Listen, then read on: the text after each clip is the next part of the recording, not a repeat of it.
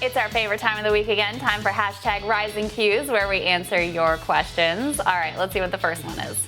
Number one, if Trump's number continues to fall as we head into the election, how would you and me, working for a campaign, what is the one thing that you would tell them to stop doing, opposed, or at least independent to him the entire time? So I guess for me, with the Trump campaign, I would say stop talking about socialism.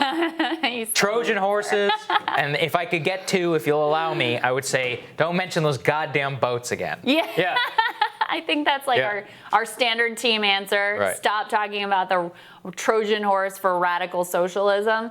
I mean, but really, and that would be a positive step forward. I mean, really, he needs to actually take coronavirus seriously. He's going to lose if he doesn't do that. And it may already be too late based on, what came out with Woodward, what we all just experienced in real time back in February. In a lot of ways, the groundwork for what's going to happen in November, I think, has been laid in months past. But that would be the single most effective thing he could do is if he actually took coronavirus seriously in a real way rather than just like betting on some like imaginary vaccine to happen on a timeline that no one thinks is realistic ultimately. Yeah. All right, question number 2.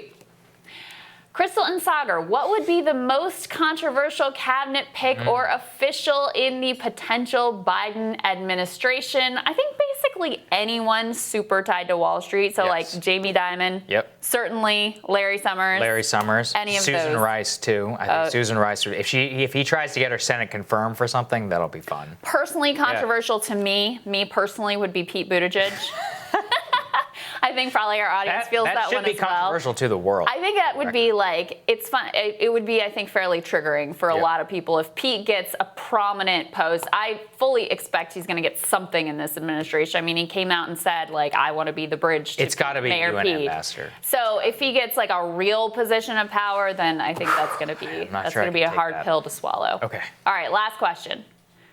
If Trump is reelected come November, do you see him in the Republican Party making any impactful legislation changes? Or will he coast through the rest of his presidency more as a public figure, just recounting about how he was elected twice? Nailed it. You know, man, I nailed it. Nailed it. I don't have a lot of hopes for a legislative agenda. If they do manage to pull out a win, that means a lot of things went right for them. They won't really figure out what exactly that is on top of Biden's mistakes, and they'll just continue to do what they did this time around, maybe even more brazenly and emboldened since they won 2 elections. Look, last time he ran on a policy agenda and he still didn't get it done. This time he's not running on a policy agenda, so it's not like one is going to be magically created. It's not like suddenly they get in office, it's like, surprise, here's some amazing stuff that we decided to do that we didn't tell you about. Not the way that it works. And when we pressed the Trump, I mean, we asked them here, we're like, no, tell us what are you actually running on? Like, here's your chance. What is it? What should people get excited about? And they're like, more tax cuts and deregulation. So to the extent that they do anything, it will be hand over the entire policy agenda to the, Chamber of Commerce type people of the world, and whatever they want, that's what they'll get. Yeah. Okay. All right. Thank you for watching. We'll have more content for you later today.